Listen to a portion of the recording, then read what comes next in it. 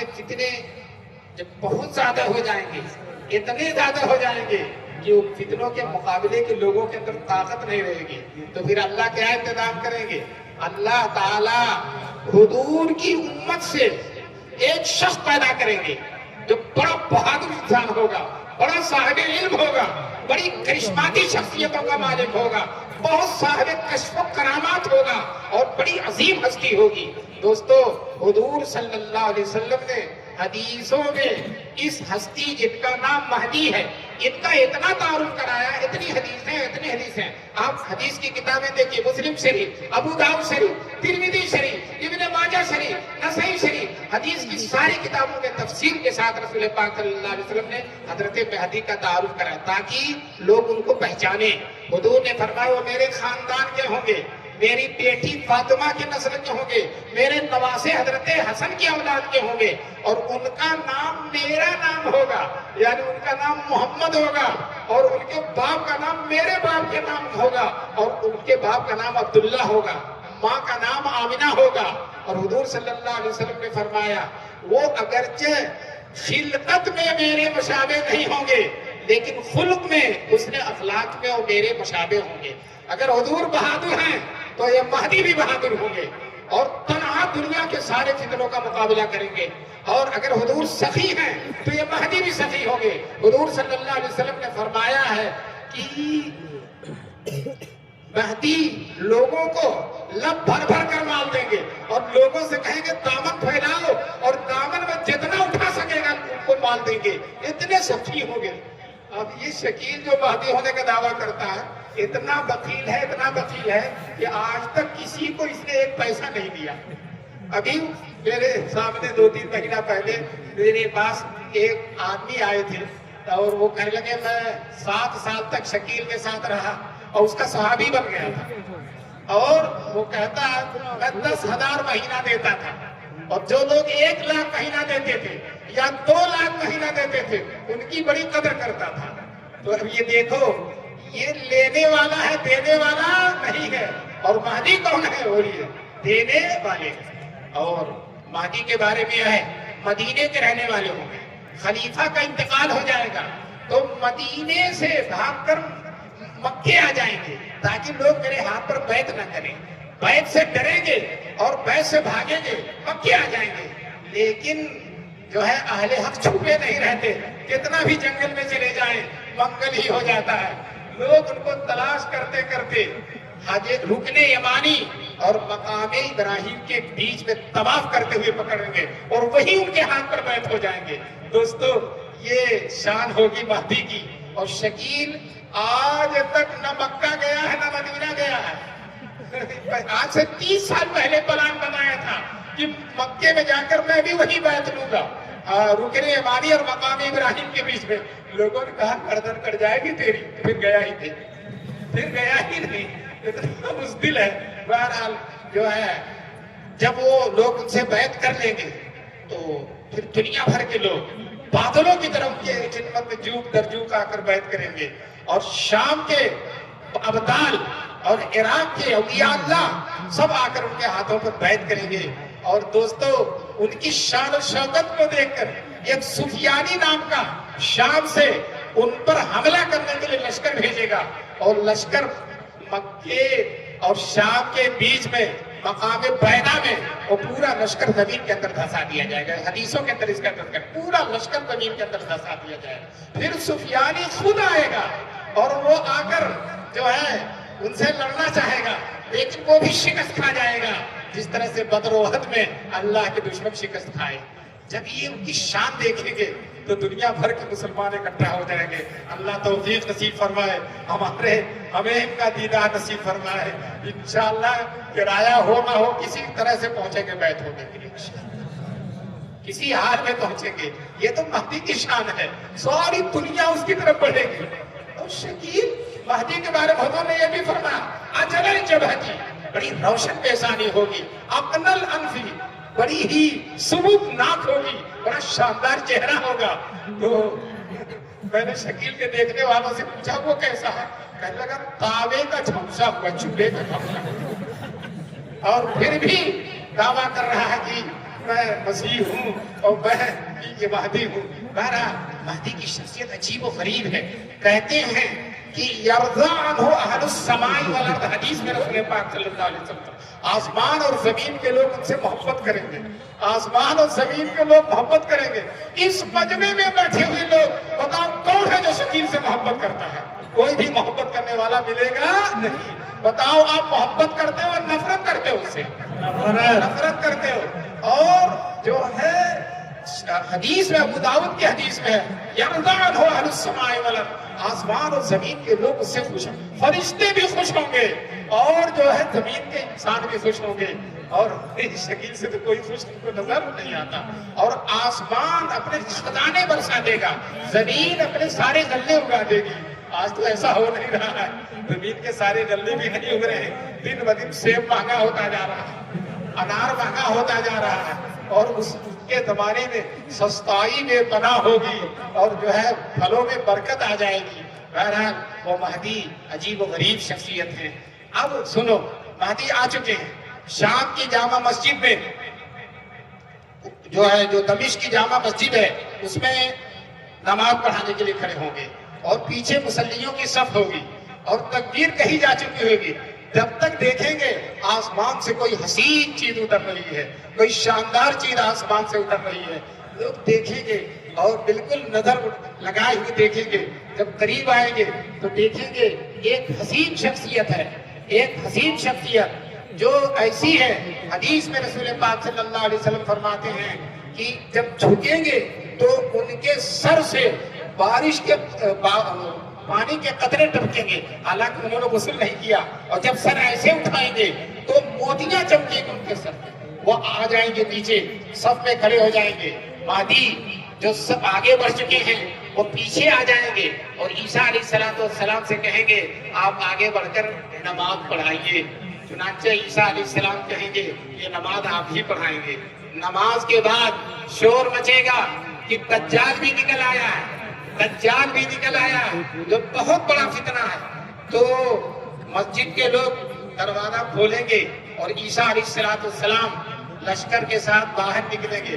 دجال سمجھ رہا تھا کہ اندر مہدی ہیں اور ان کے لشکر کے لوگ ہیں، عیسیٰ علیہ السلام نہیں ہیں، کیونکہ عیسیٰ علیہ السلام تو اندر ہی اندر آسمان سے آ گئے. جب دروازہ کھلے گا اور دجال عیسیٰ علیہ السلام کو دیکھے گا تو بھاگے گا. ان کو دیکھ کر کسی سے بھی نہیں کرتا، لیکن عیسیٰ علیہ السلام سے بھاگے گا اور بھاگتے بھاگتے بھاگتے بھاگتے اسرائیل میں پہنچ جائے گا.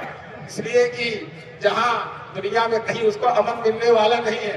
چنانچہ عیسیٰ علیہ السلام اس کے پیچھے پیچھے اور مسلمان بھی لد کے دروازے میں جا کر عیسیٰ علیہ السلام دجال کو قتل کر دیں گے.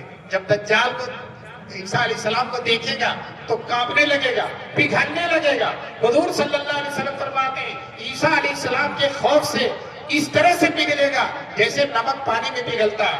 اگر عیسیٰ علیہ السلام سے چھوڑ دیں تو وہ پگھل کر ختم ہو جائے گا، لیکن عیسیٰ علیہ السلام اپنے حربے سے اس کو قتل کر دیں گے، دجال کو ختم کر دیں گے. اب سنو، یہ شکیل ابن حنیف اس نے کسی دجال کو ختم کیا یا خود ہی دجال کو ختم نہیں کیا.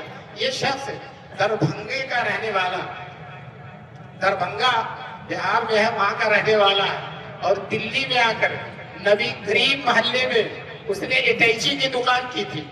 دیکھا کہ اٹیچی کی دکان چل نہیں رہی ہے تو اس نے سوچا کوئی اور دھندا کرنا چاہیے، تو اس نے مہدی ہونے کا دعویٰ کر دیا.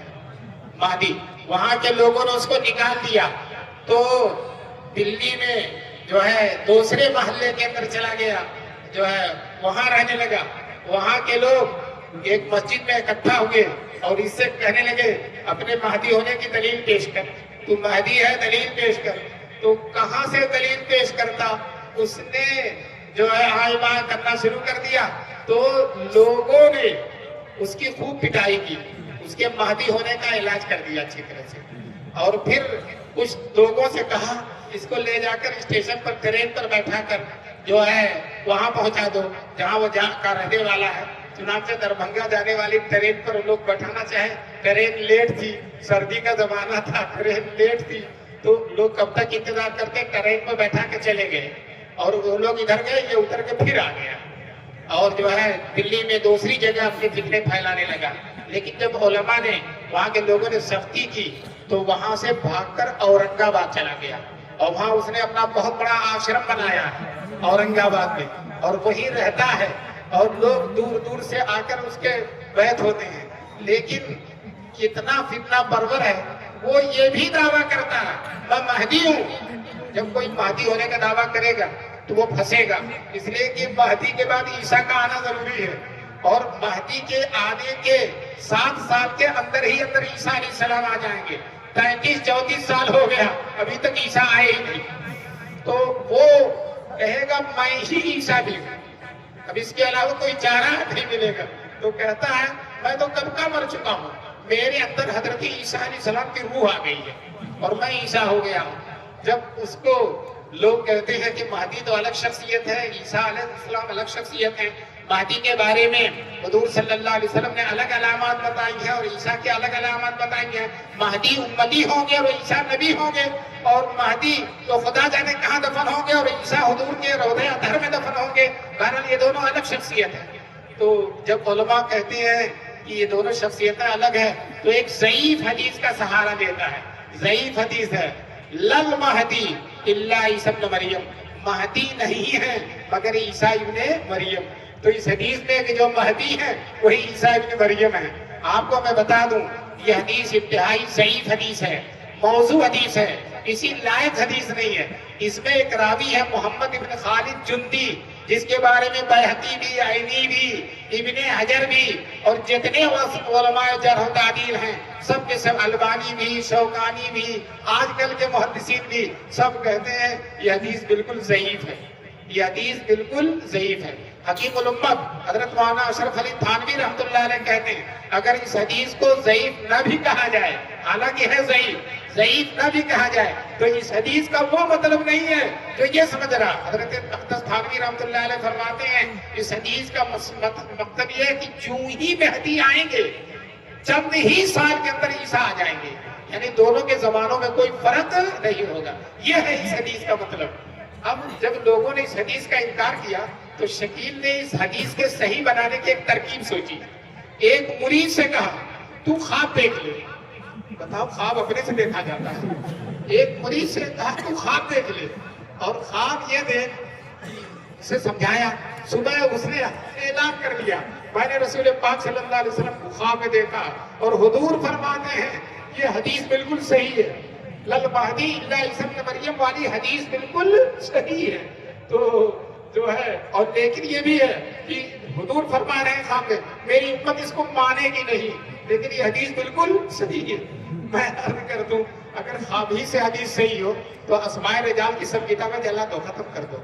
ذہبی, عینی, مزی, ابن حجر, بیہقی سب بیکار ہیں.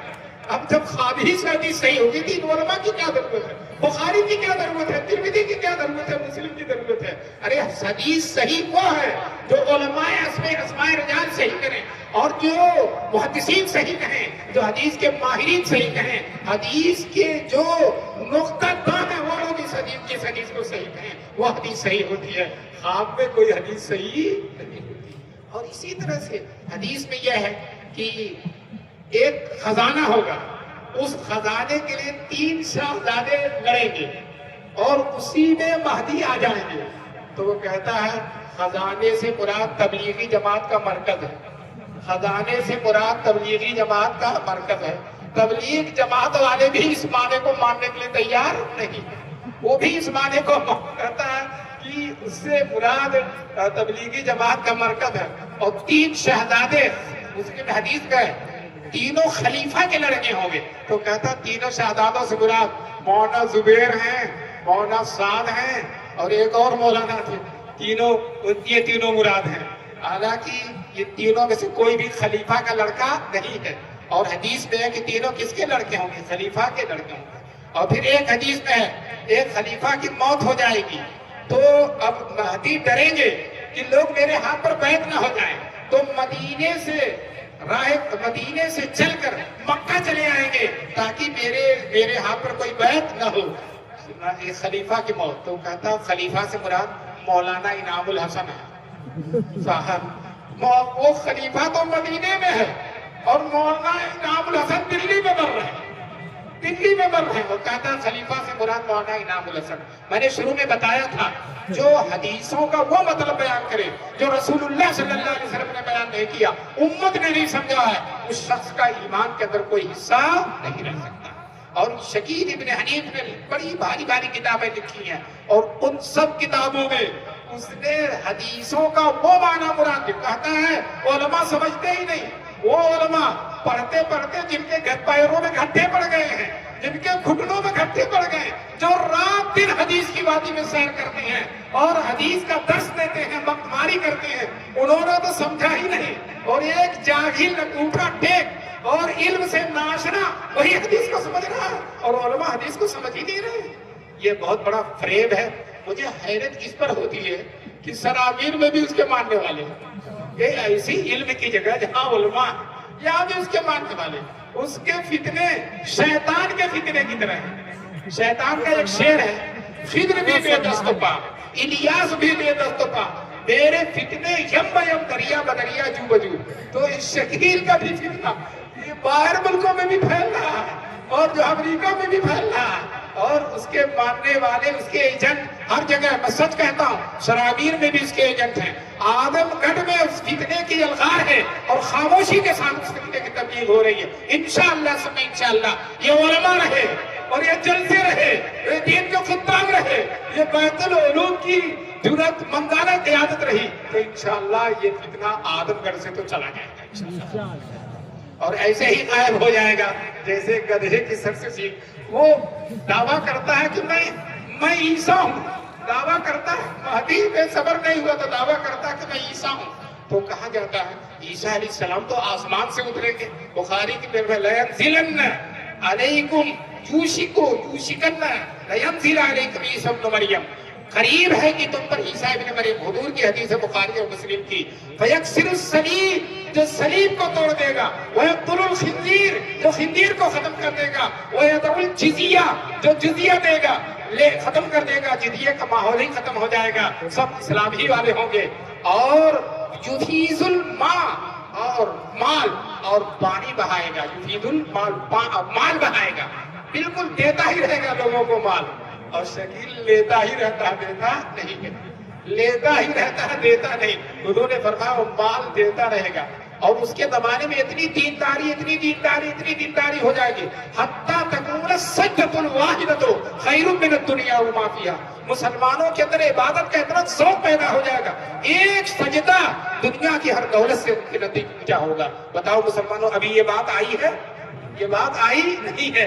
تو پتہ چلا ابھی مہدی آئے نہیں ہے. اور جو مہدی ہونے کا دعویٰ کرتا ہے وہ پیڑ کے مہدی بھی نہیں ہے، چاہے جائے کہ وہ مہدی ہو. جو درخت کی مہدی ہوتی ہے وہ بھی نہیں ہے، چاہے جائے کہ وہ مہدی. بہرحال اس نے جب عیسیٰ علیہ السلام ہونے کا دعویٰ کیا تو اس سے کہا گیا عیسیٰ علیہ السلام تو آسمان سے اتریں گے اور یہ کریں گے، صلیب کو ختم کریں گے، اور عیسائیت ختم ہو جائے گی، اور خنزیر ختم ہو جائے گا، اور جزیے کا ماحول ختم ہو جائے گا، اور دینداری بہت زیادہ ہو جائے گی، اور مال بہت پائے گا، حتیٰ کہ کوئی مال لینے والا نہیں ہوگا. تو پوچھا جاتا ہے وہ تو آسمان سے اتریں گے. کہنے لگے بخاری اور مسلم میں آسمان کا لفظ تو نہیں ہے. بخاری میں لَيَنزِلَنَّ، صرف اتریں گے. تو دوستو اگر صرف اترنا مراد ہو، اور کہتا صرف اترنا مراد ہے، اور میں بھی دربھنگا سے آ کر ٹرین پر بیٹھ کر دلی میں اترا ہوں، تو اگر یہی ٹرین سے اترنا مراد ہو تو ہم سب مہدی ہیں. کتنی دفعہ اتریں گے، کتنی ابھی اسٹیج سے اتریں گے. تو دوستو یہ دھوکہ دے رہا ہے اللہ تعالیٰ. اللہ کے رسول اس متواتر حدیث میں، اس صحیح ترین حدیث میں لَيَنزِلَنَّ، اترے گا، کوئی خاص اترنا مراد ہے، اور وہ اترنا آسمان سے اترنا مراد ہے. اور بیہقی کے ایک روایت میں من السماء کا لفظ ہے، وہ آسمان سے اترے گا. تو یہ حدیثوں میں مرزا غلام محمد قادیانی کے بعد حدیثوں میں تعبیر کرنے والا میں نے شکیل سے بڑا کوئی نہیں دیکھا تھا. بالکل جاہل، انگوٹھا ٹیک ہے. جو حدیث میں آیا ہے حضور نے فرمایا، میں نے بھی سنایا تھا کہ حضور نے فرمایا میرا نام مہدی کا نام ہوگا، اور میرے باپ کا نام مہدی کے باپ کا نام ہوگا. تو حضور کا نام محمد ہے، اور حضور کے باپ کا نام کیا ہے؟ بولے عبداللہ. تو اور اس کا نام کیا ہے؟ بولے شکیل ابن حنیف ہے. تو ذرا دیکھو تعبیر کیا کرتا ہے. شکیل تو یہی کہتے ہیں میرا نام محمد ہے، محمد شکیل کہا جاتا ہے. تو میرا حالانکہ سب جانتے ہیں اصل نام وہی ہوتا ہے، اور مسلمان تبرکن محمد لگاتے ہیں. وہ کہتا ہے میرا نام محمد ہے، اور چلو ٹھیک ہے کسی طرح سے محمد تو بن گیا، لیکن اس کا باپ جو حنیف ہے وہ حضور کا باپ کیسے بنے گا؟ تو کہتا باپ سے مراد ہے خاندان میں کوئی دادا پردادا، تو حضور کے پردادا ابراہیم حنیفہ تھے، اور میرا باپ بھی کیا ہے؟ بولو حنیف ہے. لو صاحب اپنا دادا بھی حضور، اپنا باپ بھی حضور کا باپ بنا لیا. حالانکہ حضور کے بہت اونچے پردادا کے بعد ہیں. اور حضور نے فرمایا کہ جو مہدی ہوگا اس کے باپ کا نام میرے باپ کا نام ہوگا عبداللہ ہونا چاہیے، دادا ادا نہیں کہا حضور نے. اسی طرح سے غلط قسم کی توجیحات اور تعمیلات کرتا ہے، اور جتنا پروری کرتا ہے. اس کے ایجنٹ ہر طرف بیٹھے ہوئے ہیں. اس کے ایجنٹ کی پہچان میں بتاؤں، بیگ لیے رہیں گے، اس میں پانی رہے گا، اس میں جادو کیے رہتے ہیں، اور جو آپ کے سامنے پیتے رہیں گے اس کی بات کا آپ پر اثر ہوتا رہے گا. بڑے پڑھے لکھے لوگ، انجینئر لوگ، سائنسداں لوگ، دانت کے بہت بڑے ڈاکٹر ہیں، ہڈی کے بہت بڑے ڈاکٹر ہیں، دیکھا تو وہ بھی شکیلی بنے گا. یاد رکھو جو شکیلی بنے گا، جو شکیل کا دامن پکڑے گا، اس کے ہاتھ سے رسول پاک صلی اللہ علیہ وسلم کا دامن چھوٹ جائے گا. وہ ایمان میں نہیں رہے گا، مومن نہیں رہے گا. اتنے بڑے مجمع میں کہتا ہوں اور دلیل کے ساتھ میں کہتا ہوں، جو حضور کی باتوں کا وہ معنی بتلائے. حضور کی باتیں جو متواتر و قطعی دلالت ہوتی ہیں، ان کا معنی قطعی ہوتا ہے، اور وہی معنی مراد ہوتا ہے جو حضور نے مراد لیا، جو صحابہ نے مراد لیا. اب اگر کیا غلط معنی بیان کرتا ہے تو وہ شخص ایمان سے خارج ہو جائے گا. بتاؤ شکیل صحیح معنی بیان کرتا ہے یا غلط معنی بیان کرتا ہے؟ تو اس کا ایمان میں حصہ ہے، اس کا ایمان میں حصہ نہیں ہے. بہرحال میری تقریر کا 45 منٹ پورا ہو گیا، اور مجھے امید ہے کہ اس 45 منٹ میں انشاءاللہ جو باتیں آپ کے سامنے آ گئی ہیں ان باتوں کو آپ دھیان میں رکھیں گے، اور ہر آدمی کوشش کرے کہ ہم شکیلیوں کو اسی طرح سے ماحول میں کھلا کھلا رہنے نہیں دیں. یہ سب بڑے عجیب ہے، خوب شاندار ٹوپی لگاتے ہیں، پٹا بال رکھتے ہیں، اور آدھی پنجلی تک شلوار پہنتے ہیں، جیسے لگتا ہے جبریل امین کے چھوٹے بھائی ہیں. لیکن میں سچ کہتا ہوں ایمان میں ان کا کوئی حصہ نہیں. اور یہ مسجدوں میں جاتے ہیں تو مسلح پہ کھڑا ہو جاتے ہیں. اگر مسلح پر کھڑے ہوں تو ہاتھ پکڑ کر پیچھے کیا جائے گا یا کان پکڑ کے پیچھے کیا جائے گا؟ مارنا مت، اس لیے کہ وہ چلا جائے FIR کر دے گا تو بہت پریشانی ہو جائے گی. مارنا مت، بس دھیرے سے کچھ اس طرح سے کر دینا تاکہ کوئی چوٹ ووٹ اس کو نہ ہو اور کوئی پریشانی نہ ہو. بہرحال ہم دلائل کی روشنی میں شکیلیوں کو میں نے آپ کے سامنے سمجھایا ہے. اور آج کل میں آپ سے بتا دوں، ہاں یہ کپڑے جو بہت اچھے پہنتے ہیں، تو میں نے محدث عظیم حضرت مولانا نعمت اللہ صاحب سے پوچھا کہ حضرت یہ کپڑے بڑے شرعی پہنتے ہیں اور ان کو مارا جائے تو مار کھا لیتے ہیں. تو حضرت نے بڑی مارکے کی بات کہی، یہ اپنے آپ کو صحابی سمجھتے ہیں، یہ اپنے آپ کو صحابی سمجھتے ہیں، اور صحابہ کو اللہ اللہ محبت کی مجبوریاں زخم سہتے رہے، مسکراتے رہے. تو یہ بھی سوچتے ہیں ہم شکیل کے صحابی ہیں، اور حضور کے صحابی نے جس طرح سے تکلیفیں برداشت کی ہم بھی برداشت کریں گے. ہم کہتے ہیں تم یہاں کی کیا تکلیف، جہنم کی تکلیف برداشت کرنی پڑے گی. اللہ تبارک تعالیٰ ان شکیلیوں کو ہدایت نصیب فرمائے، اور ہم سب کو ان شکیلی فتنوں سے بچنے کی طرف. یہ ارتداد کی بہت خطرناک شکل ہے. آج کل ارتداد کی ایک لہر یہ بھی ہے، ہمارے کالج کے بچے یہ زیادہ تر شکیلی ہو رہے ہیں. ان بیچاروں کا تو طرح طرح سے الغار ہے. ایک تو موبائل میں بہت سارے فتنے آ رہے ہیں، اور دوسرے شکیلی، اور تیسرے تعلیم کے راستے سے فتنے آ رہے ہیں. مخلوط تعلیم کی وجہ سے بچیاں مرتد ہو رہی ہیں اور غیروں کے ساتھ جا رہی ہیں. ایک بات کہہ کر میں اپنی بات کو ختم کرتا ہوں، اگر ان بچوں اور بچیوں کو شروع میں مکتب میں بیٹھا دیا گیا ہوتا اور ان کو تعلیم الاسلام پڑھا دی گئی ہوتی، دعائے قنوت یاد کرا دی گئی ہوتی، ایمان مجمل، ایمان مفصل، درود شریف اور ناظرہ اور قرآن کی آیتیں یاد کرا دی گئی ہوتی، تو یہ بچے اور بچیاں کسی غلط سے غلط ماحول میں جاتی انشاءاللہ وہ مرتد نہیں ہوتی. جو بچپن میں ایمان بیٹھ گیا ہے وہ کبھی نکلنے والا نہیں. آج ہمارے مدرسوں میں خود بیت العلوم میں بھی ہماری بچیوں کے جدید اور عصری تعلیم کا شاندار انتظام کر رکھا دینی ماحول میں. کتنی حماقت کی بات ہے کہ ہم اپنی بچیوں کو مخلوط مدرسوں میں بھیج رہے ہیں, مخلوط اداروں میں بھیج رہے ہیں. ان پاک اداروں میں, ان علماء کے قائم ہوتی ہے اداروں میں جو دین کی روشنی میں چلتے ہیں اور جس میں شریعت کی بھی تعلیم دی جاتی ہے, ان کو غنیمت سمجھنا چاہیے اور علماء کی ان کاوشوں کو قدر کی نظر سے دیکھنا چاہیے. اور ہم سب مسلمانوں کو اپنے بچے اور بچیوں کو یہاں بھیجنا چاہیے. اگر عربی مدرسے میں نہیں بھیج رہے, انگریزی ہی پڑھانا چاہتے یہاں بھیجو, اور اس سے زیادہ شاندار بنانا چاہتے ہو, حضور کا وارث بنانا چاہتے ہو, حضور کا جانشین بنانا چاہتے ہو, اور نبی پاک صلی اللہ علیہ وسلم کی یہ علوم و معارف اور آپ کی سیرت اور آپ کے فکر کا امین بنانا چاہتے ہو, تم کو عربی مدرسوں کے اندر بھیجو. اللہ تبارک تعالیٰ ہم کو صحیح توفیق نصیب فرمائے. وآخر دعوانا الحمدللہ. ماشاء